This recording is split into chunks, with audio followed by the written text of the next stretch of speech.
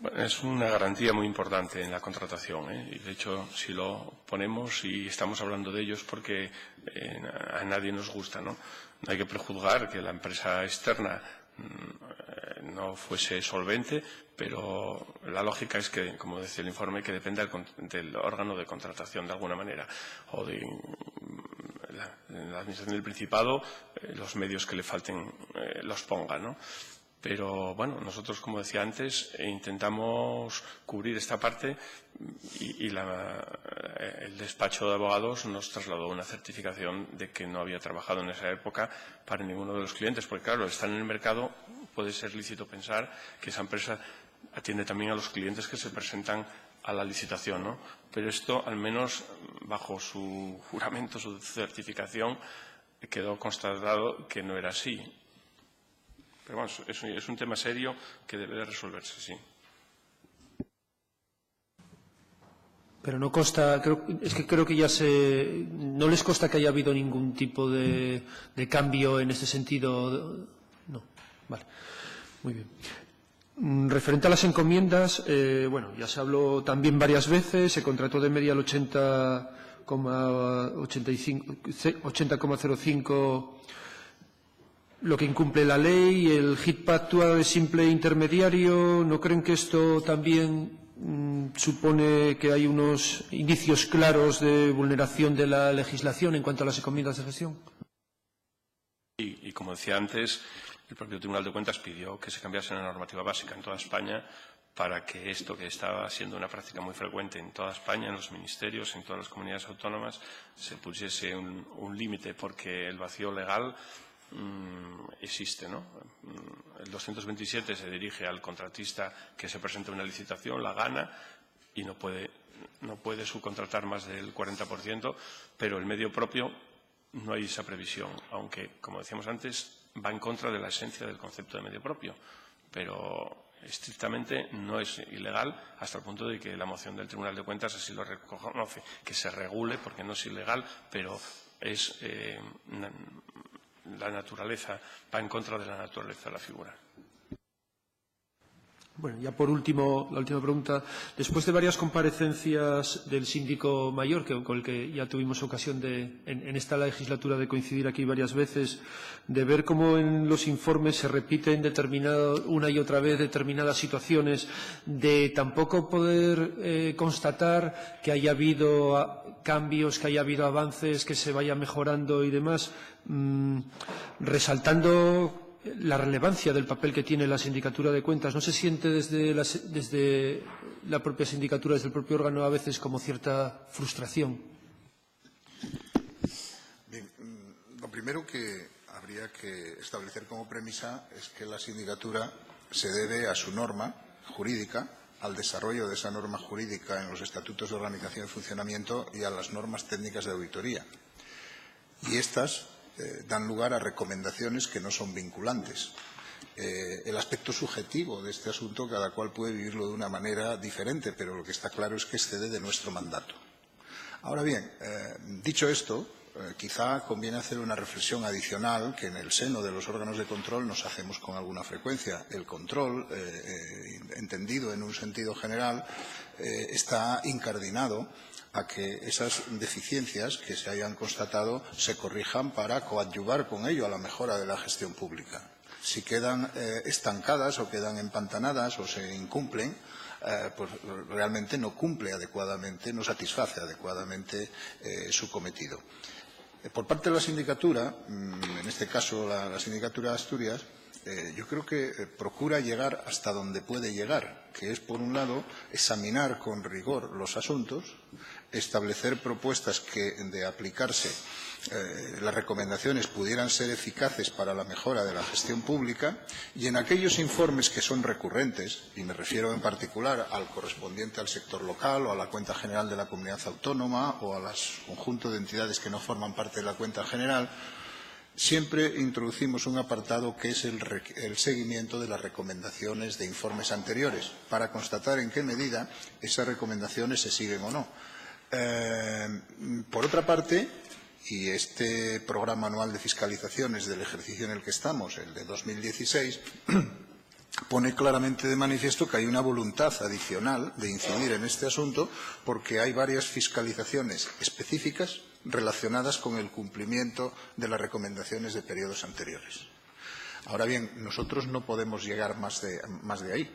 Sabemos que algunas legislaciones, con buen criterio, tal como lo estima la generalidad, digamos, de profesionales del sector, obligan a la entidad fiscalizada, en aquellos casos que no siga las recomendaciones, que explique por qué no lo hace. Porque no son vinculantes, pero sí es una recomendación que puede ser, contribuye a la eficacia y a la eficiencia en los procesos de gestión, cabría preguntarse por qué hay pasividad al respecto. También es verdad que las propias recomendaciones son de caracterización compleja. Me explico.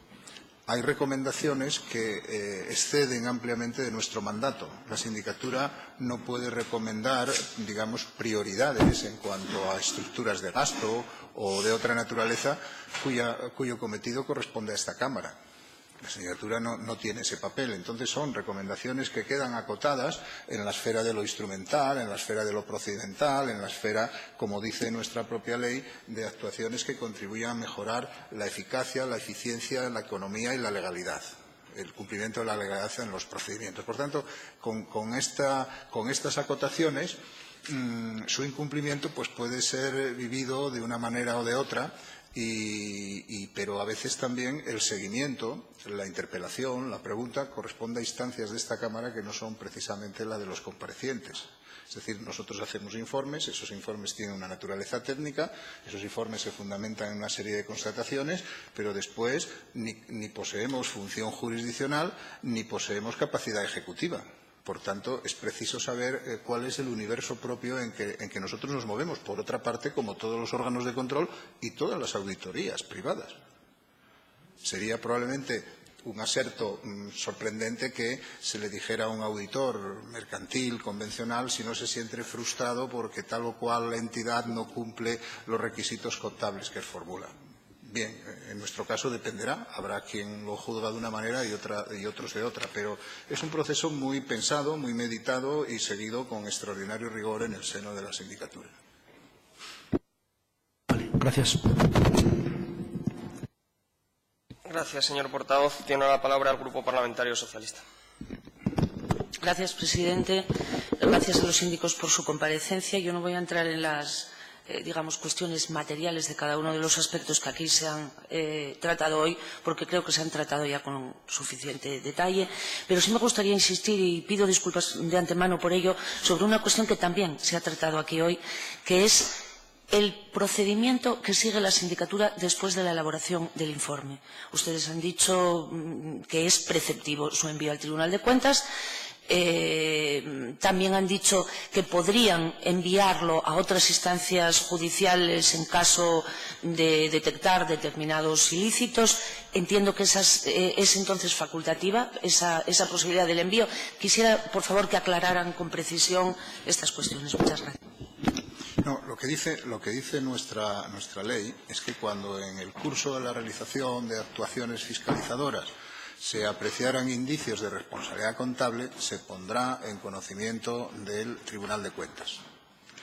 En el proceso de elaboración de esos informes, además de ilícitos contables, pues pudiera haber ilícitos de otra naturaleza o indicios de otra naturaleza. Pues bien, eso también va a la Fiscalía del Tribunal de Cuentas porque, como he señalado, al recibir el informe en su totalidad, puede ver y considerar, y así lo ha hecho en otras ocasiones, la posibilidad de remitirlo a la jurisdicción competente en cada caso.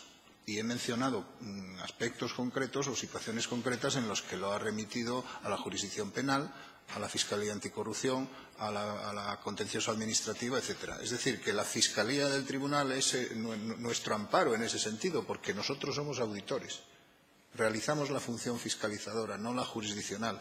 Y además nosotros no declaramos ilegalidades o irregularidades.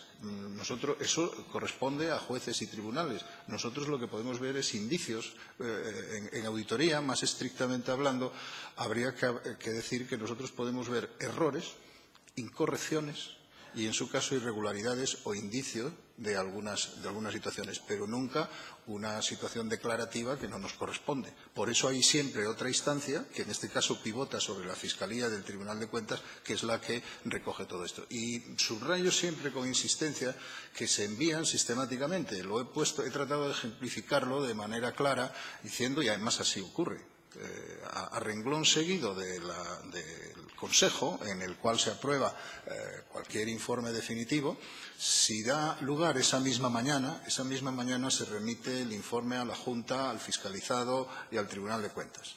Y si no da lugar esa mañana, pues a la mañana siguiente. Pero probablemente no haya caso alguno en el que haya tardado más de 2 días en salir. Por tanto, eso es inmediato. Y el Tribunal de Cuentas, que trabaja el fiscal en el Tribunal de Cuentas, y creo que son en este momento 12 tenientes fiscales, trabajan, lo puedo asegurar, con absoluta exhaustividad. Desmenuzan los informes y nos piden a veces documentación complementaria, los examinan, abren diligencias, las cursan a la sección de enjuiciamiento, ahí es turnado al consejero correspondiente. Es decir, que esto puede ser más o menos lento, pero lo que es implacable y riguroso en su proceder. Muchas gracias. No voy a hacer más preguntas. Bien. Bueno, dejamos que el presidente se siente, que ya está en la sala.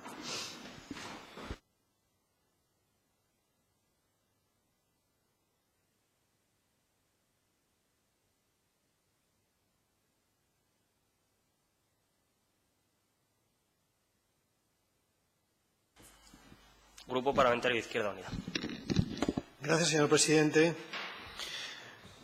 Bueno, en relación a este informe en particular, pero también en relación a informes sobre el sector público, mi grupo parlamentario constata o establece las siguientes conclusiones, ¿no? Primero, de carácter general, que la resistencia a la información a la sindicatura que hemos detectado en relación a los informes de la cuenta general con respecto al sector público es aún mayor, ¿no? Es decir, que esta información es insatisfactoria y, por tanto, que tiene que ser rectificada por parte del Gobierno, por parte de la consejería correspondiente. En relación en concreto al informe Legitpa, y además no solamente este informe, sino el informe del sector público realizado con anterioridad, nosotros detectamos, desde el punto de vista general, luego las cuestiones concretas ya se han visto aquí, una interpretación del sector público como aquel sector que, acogiéndose al derecho privado prácticamente, pues huye del control y de la legislación pública, o digamos que elude el control y la legislación pública tanto con respecto a su naturaleza jurídica, que hemos discutido en el día de hoy, como en particular en relación a los contratos, en los indicios de fraccionamiento, la falta de certificación, los contratos de exclusividad, pero también, aunque es interpretable, más interpretable, en materia de personal. Da la impresión de que para unas cosas somos entidad privada y para otras cosas somos pública, ¿no? Y a nosotros nos parece que eso crea un ámbito muy amplio de incertidumbre que no va en favor del sector público, ¿no? Nosotros, al contrario que otros grupos parlamentarios, creemos que el sector público tiene sentido, y el sector público en la economía, y, por ejemplo, en esta materia, la propia Comisión Europea nos va a obligar a tener alguna entidad pública para realizar estas tareas que no van a realizar entes o sociedades privadas, ¿no? Luego, por otra parte, en tercer lugar, nos parece que ha faltado, aparte de esta huida del control público, ha faltado un seguimiento público, ha faltado seguimiento por parte del Principado. La participación, se ha dicho aquí, en mesas de contratación, pero el seguimiento de esas empresas públicas y en concreto de esta empresa pública que intentaba huir del control público y que en algunas materias pues seleccionaba si era de control público o era del ámbito privado, pero que no tenía, da la impresión, suficiente supervisión por parte del organismo público responsable, ¿no? Y luego, por último, nosotros queremos también volver a recordar, lo hemos dicho en muchas ocasiones, en las ocasiones que hemos tenido presentes a los responsables de la en esta Cámara de la sindicatura, que no consta el cumplimiento por parte del Principado y tampoco mucho más, ¿no?, cuando se quiere huir del control público por parte del sector público y por parte del GICPA, de las recomendaciones anteriores y de las recomendaciones de este informe en particular, y que haremos el seguimiento correspondiente para que la información sea una información más adecuada, no insatisfactoria como ahora, para que se cumplan a cabalidad las recomendaciones de la propia sindicatura y para que en favor del sector público no se produzca esta huida del control público, que lo que hace es degradar el sector público. Nada más, muchas gracias. Gracias. Tiene ahora la palabra el Grupo Parlamentario Ciudadanos. Gracias, señor presidente. Gracias a los dos comparecientes. Casi comenzó la comparecencia desde nuestro grupo con una pregunta cuasi metafísica. ¿Cuál es la naturaleza de esta empresa, del GICPA? Y ahora, después de tantas contestaciones, hemos ido cerrando un poco la respuesta y será nuestra tesis y nuestra posición. Parece que hay evidencias que esta empresa, que nació como medio como medio propio, ya no puede ser calificado como tal. Habría que preguntarse si no es propio, entonces si es ajeno, y que pediría una modificación de estatutos. Esto parece un hecho. Por otro lado, que es una empresa que actúa simplemente como si fuera un intermediario, lo cual cuestiona su propia utilidad, y el propio informe dice de una manera, iba a decir casi poética, orillando el régimen de contratación legalmente establecido. El juego del lenguaje, y además ha sido también en esta comparecencia, desde un punto de vista personal, muy instructiva sobre el valor de las palabras, ¿no? Pues me quedo con esta consideración más polisémica. En tercer lugar, que es una empresa que tiene que extremar la diligencia sobre la contratación de personal. Quizás nosotros sí que podemos valorar, a diferencia de la sindicatura, quizás este tipo de información se pudiera complementar con la lista y los nombres de quienes han compuesto esta empresa durante estos años, que sería una consideración importante. En cuarto lugar, que es una empresa que ha externalizado servicios jurídicos, una empresa pública. Todo esto está en el informe. Y también que, si se me permite la expresión, negociando no era una empresa demasiado fina. Sí, que tenía márgenes de mejora. Bien, voy ahora a la tesis. Lo que nació siendo público acabó siendo privado,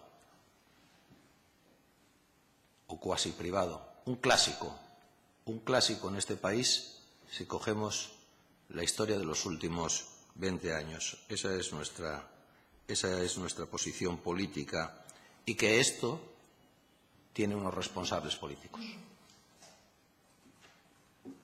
Esta mutación de la criatura, este cambio de naturaleza de la criatura, de público a privado o a semiprivado, esa frontera difusa que ha servido en los últimos años en España para tantos desmanes, para nosotros está encarnado en esta evolución que hemos visto de esta empresa a raíz de este informe. Y es un modelo, en el que coincidimos con lo que dijo el Grupo de Izquierda Unida, que no nos gusta en absoluto, y que más allá de la propia mutación de la criatura, repito, de lo que se trata también es de dilucidar quién es el responsable último de esta mutación. Muchas gracias. Gracias, señor portavoz. Tiene la palabra el Grupo Parlamentario Foro Asturias.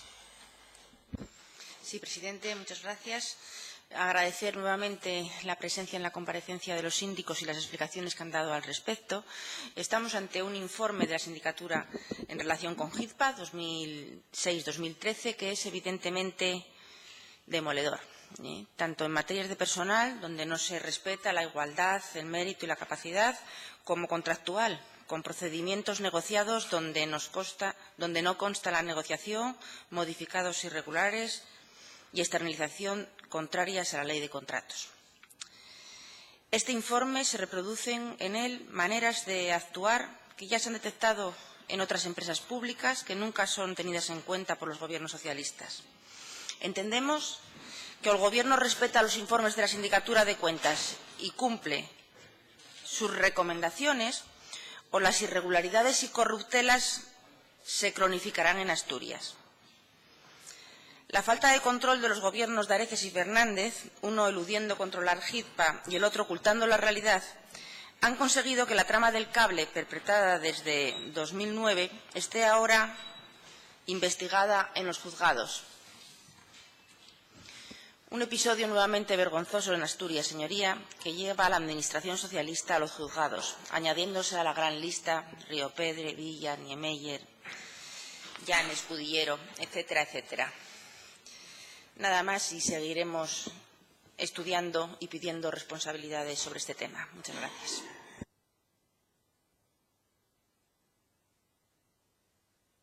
Gracias, señora portavoz. Tiene la palabra el Grupo Parlamentario Popular.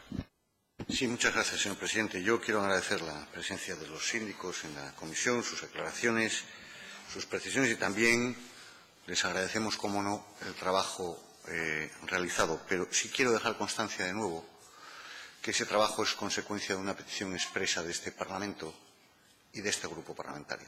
Y lo digo no tanto por reprochar nada a la sindicatura como órgano, sino como reprochar al Gobierno de esta región, que está empeñado en hacer creer a todo el mundo que la situación originada en esta empresa pública, que ha originado, como bien se decía, lo que se llama la trama del cable, ha sido su investigación promovida por el Gobierno.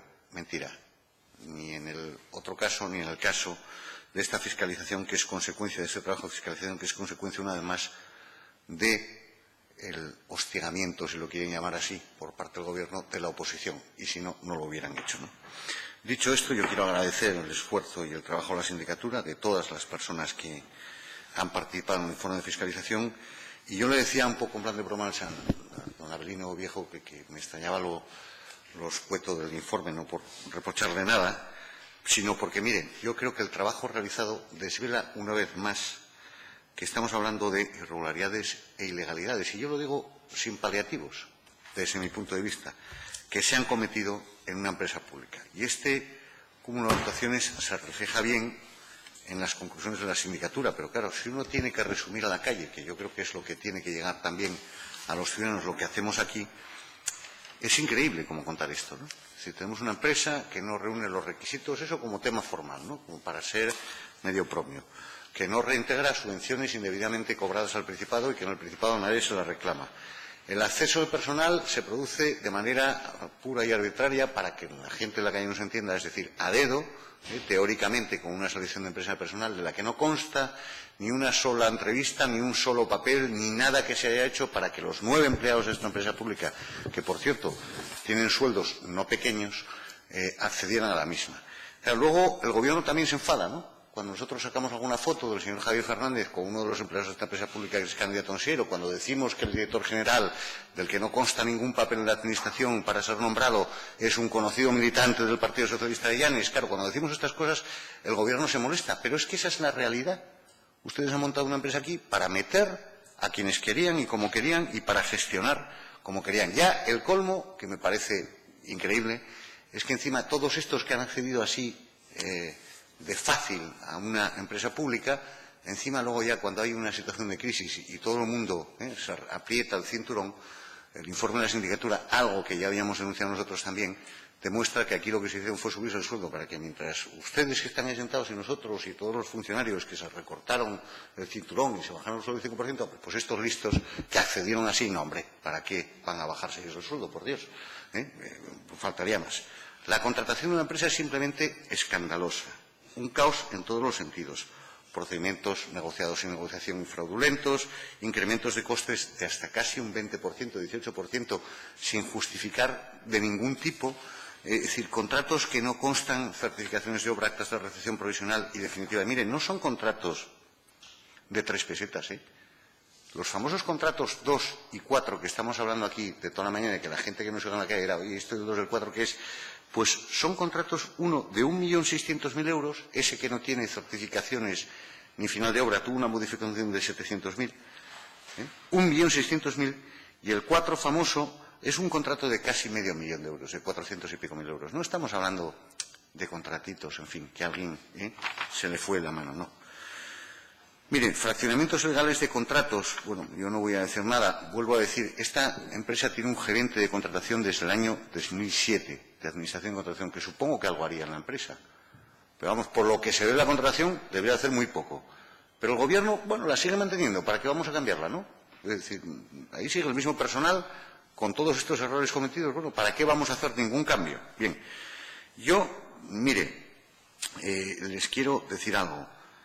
Hay, en el trabajo de la sindicatura, denota evidentemente la falta absoluta de control del Principado de Asturias.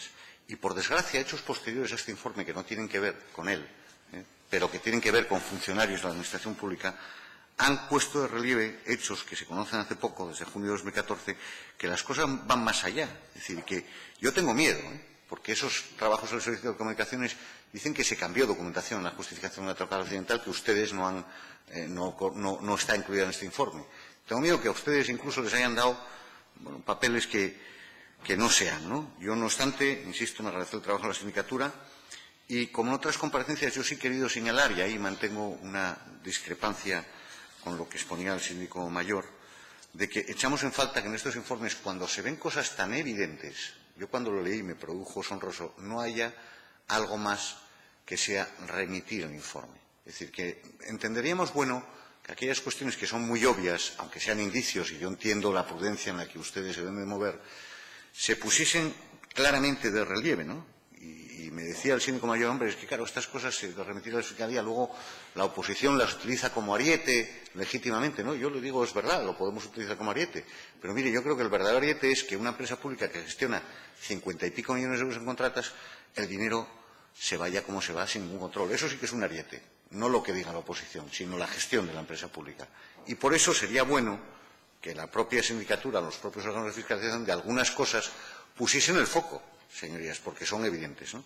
En este caso nosotros lo hemos hecho y mandamos este informe tanto al Tribunal de Cuentas, yo no sé si las diligencias se abrieron por su remisión o por la nuestra, da igual, al final, y a la Fiscalía. Y les vuelvo a incidir, hay unas diligencias abiertas en las que, en el caso de la contratación menor, el fraccionamiento de contratos, que yo creo que es evidente, lo remite al juzgado de guardia por un posible delito de prevaricación.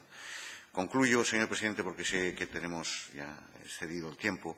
Yo creo que no tenemos nada más que decir. Nos tenemos que, respecto a esta empresa pública, esto no será el último escándalo, y sí quiero dejar protesta expresa por la ausencia hoy del director general del GIPA. Puedo entender que la del consejero esté justificada. La del director general del GIPA no tenía ninguna justificación para no estar aquí hoy, más que probablemente el temor a tener que responder de todas estas cuestiones, e insistiremos en pedir las dos, la del consejero y la del director general. Nada más, señor presidente, y muchas gracias. Gracias, señor portavoz. Tiene ahora la palabra el Grupo Parlamentario Podemos Asturias. Gracias. Nos hubiera gustado que la comparecencia de hoy de los dos síndicos, el síndico mayor y el síndico encargado expresamente de la elaboración de este informe, que se hubiera sido complementada con la asistencia de los dos comparecientes que hoy faltan aquí. Bueno, habrá otra ocasión, sin duda, va a haber más ocasiones para poder entrar no solamente al análisis técnico que supone el estudio o la valoración del informe definitivo de fiscalización de la sindicatura, sino también al análisis político, ¿no? Porque, a fin de cuentas, la Cámara en la que estamos, la Junta General del Principado, nuestra responsabilidad, pues nos lleva también a velar por el interés de lo público. Nosotros creemos que todo esto que tenemos delante, donde se hace una auditoría de cumplimiento, como bien decía el síndico mayor, sobre 4 aspectos concretos, que es el tema de la contratación del personal, la contratación pública, las subvenciones y las encomiendas. El informe, ya se dijo aquí algún adjetivo, yo creo que no se puede decir que sea concluyente, pero sí que es altamente clarificador y, sobre todo, muy significativo de lo que tenemos delante. Porque en todos y cada uno de estos 4 apartados de análisis, de auditoría que se hacen, en todos y cada uno, la actuación de esta empresa pública creada por el Principado de Asturias es, como poco, irregular. En todos y cada uno de los aspectos. Ninguno se libra. Ninguno. Ni en la contratación de personal por haber eludido la legislación en cuanto al acceso y también en cuanto a los aumentos de retribuciones y el control de las contrataciones. En cuanto a la contratación pública por haberse utilizado irregularmente el fraccionamiento indebido de los contratos para eludir los controles. En cuanto a las encomiendas de gestión, por haber sido el GIPA un ente meramente instrumental, o sea, un intermediario, lo que entra en contradicción con lo que dice la legislación. Y también con otros aspectos, como es el de las subvenciones, donde el Principado de Asturias, en una dejación absoluta de funciones y de sus obligaciones, en el año 2009, no es capaz de exigir el reintegro a esta empresa pública de un dinero que había excedido del objeto de la subvención que había sido concedida. Aquí hay responsabilidades seguramente penales, pero también hay responsabilidades políticas. Porque aquí luego todo el mundo se llama andana y parece que nadie tiene que ver con lo que ocurrió.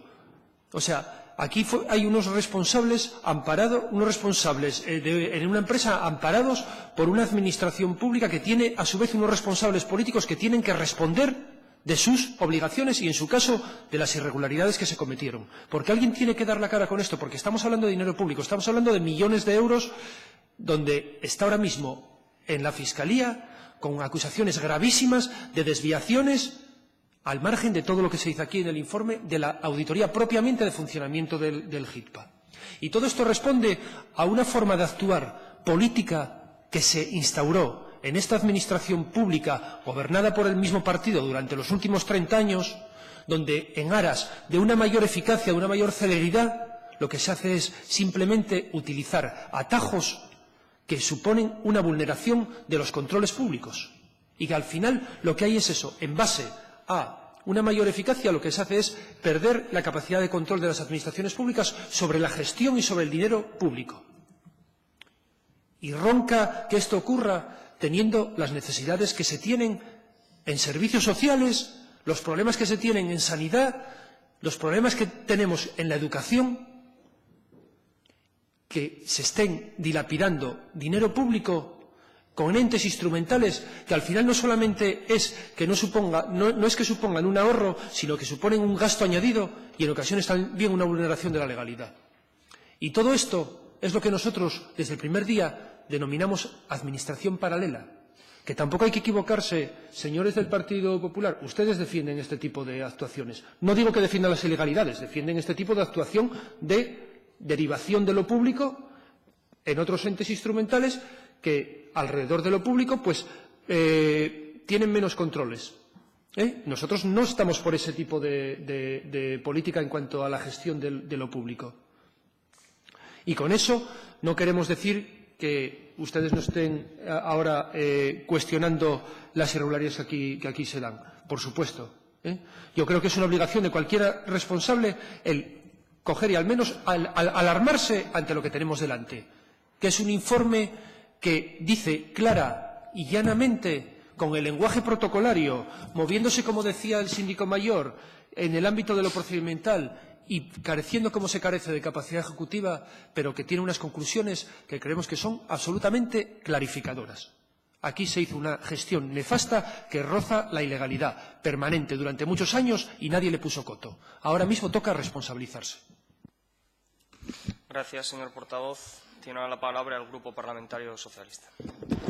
Muchas gracias, presidente. Antes de fijar la posición, quisiera aclarar, si me permite, una cuestión que sigue rondando aquí esta mañana, la incomparecencia supuesta del consejero y del director general. Creo que ha quedado meridianamente claro que el consejero no ha acudido por problemas de agenda. En cuanto a la no comparecencia hoy del director general, entiendo, y corríjame si me equivoco, que fue una decisión de la mesa, no del director general. Como el presidente no lo ha dicho, espero que o me corrija o corrobore mis palabras. Es decir, que no es que el consejero y el director no hayan querido venir aquí hoy. El consejero no ha podido venir y el director, la mesa ha decidido que, bueno, por tradición, como ha dicho usted, o por las razones que hayan sido, no venga tampoco esta mañana. Y le agradecería que me dijera si estoy en lo cierto o han sido las cosas de otra manera.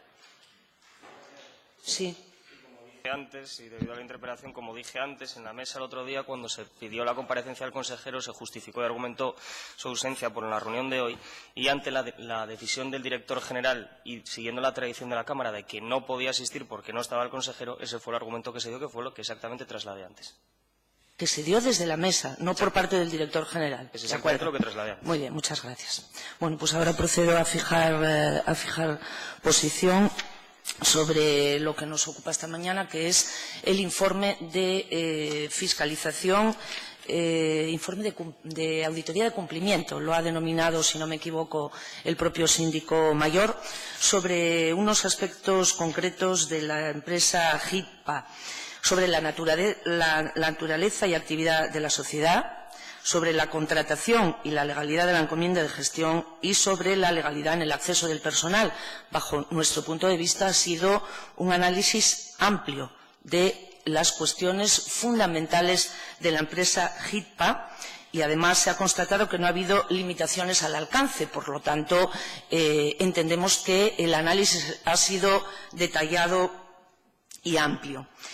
Y han señalado la sindicatura una serie de irregularidades, concretamente errores o incorrecciones que enumera también de manera bastante exhaustiva en el asunto de la consideración de la empresa como medio propio, en la devolución de la subvención, en los asuntos del personal y su acceso y el cumplimiento de los principios de igualdad, mérito y capacidad, sobre los contratos negociados o sobre otras cuestiones de la contratación, irregularidades que señala la sindicatura con mucha precisión y detalle, y para las que emite una serie de recomendaciones que tienen que ver con la modificación de los estatutos por el asunto del medio propio, sobre la manera de proceder en los contratos negociados, habla de principios inspiradores, pero señala que la normativa no lo recoge, y sobre extremar la diligencia en la contratación de personal,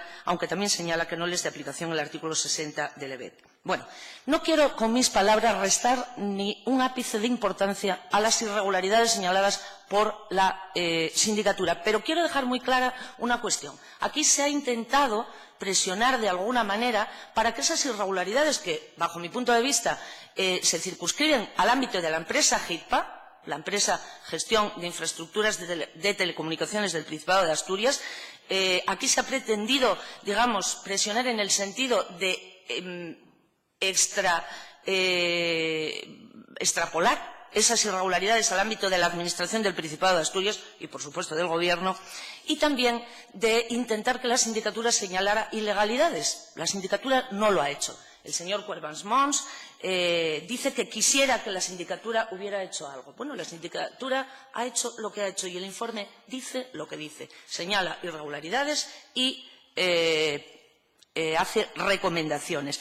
¿Y por qué no hace eso la sindicatura? Porque no es el órgano adecuado, creo que nos lo han dejado meridianamente claro esta mañana. No es el órgano adecuado porque no tiene funciones jurisdiccionales, no es el órgano adecuado para señalar las ilegalidades que pudieran haber tenido lugar. ¿Qué hizo la sindicatura? Pues hacer lo que tiene que hacer, enviar el informe a la Fiscalía del Tribunal de Cuentas.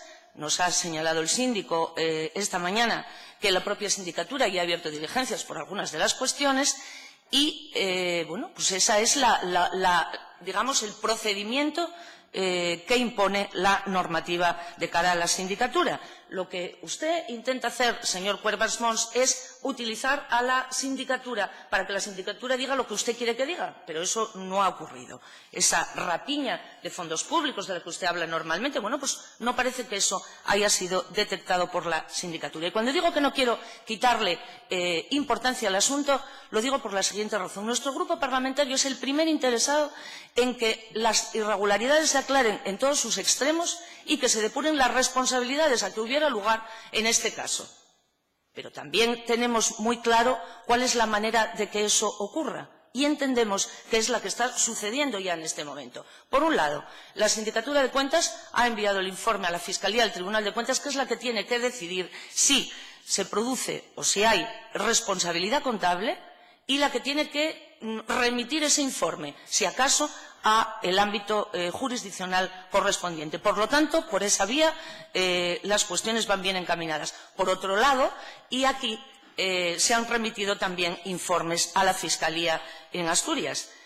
De nuevo, el PP intenta colgarse medallas en ese aspecto. Hemos llevado el informe de la sindicatura a la Fiscalía. Bueno, el Gobierno, la Administración del Principado de Asturias, ya llevó esta cuestión ante la Fiscalía en 2 ocasiones. Antes de este informe de la sindicatura, en fecha 28 de noviembre de 2014, y también con posterioridad al mismo, el 23 de julio de 2015. Y además señalo lo que decía, bueno, pues la Consejería de Empleo denuncia ante la Fiscalía una serie de actuaciones del GIPA en las que advertía sobre la posible existencia de responsabilidades administrativas de diversa índole, por si pudieran ser constitutivas de delito. Por tanto, señorías, les repito, el máximo interés en que esto se aclare, pero por las vías en que entendemos que ha de hacerse, que están absolutamente, digamos, en marcha ya en este momento. La Fiscalía de Asturias estudia el caso, la Fiscalía del Tribunal de Cuentas también desde el punto de vista contable. Dejemos hablar a los tribunales y tengan por seguro que el Gobierno de Asturias actuará en consecuencia. Muchas gracias. Gracias, señora portavoz. ¿Desean los señores comparecientes hacer alguna precisión? Están en el turno. No, muchas gracias, señor presidente. De las mismas. Bueno, pues siendo así, desde esta presidencia y en nombre de la comisión damos las gracias a los comparecientes, tanto por la exposición que han hecho como por el tiempo que han invertido en su presencia en la Cámara. Y sí, los desean oportuno pueden abandonar la sala. Muchas gracias.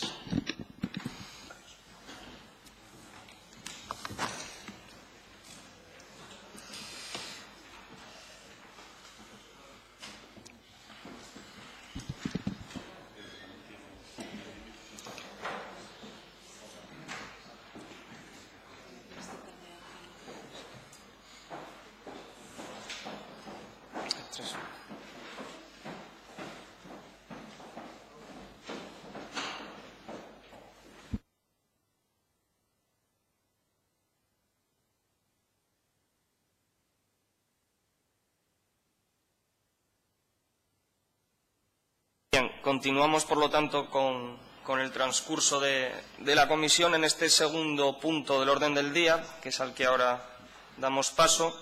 Es la determinación de la forma de control de cumplimiento de la Resolución 54/X de 1 de febrero de 2016, adoptada por la Comisión de Hacienda y Sector Público a propuesta del Grupo Parlamentario Foro Asturias, por la que se insta al Consejo de Gobierno a reclamar al Gobierno de España la devolución de oficio a los pensionistas inmigrantes de cuantas sanciones, recargos o intereses les hayan cobrado injustamente. Para determinar los instrumentos de control de cumplimiento de esta resolución se dará la pregunta al Grupo Parlamentario proponente, Foro Asturias.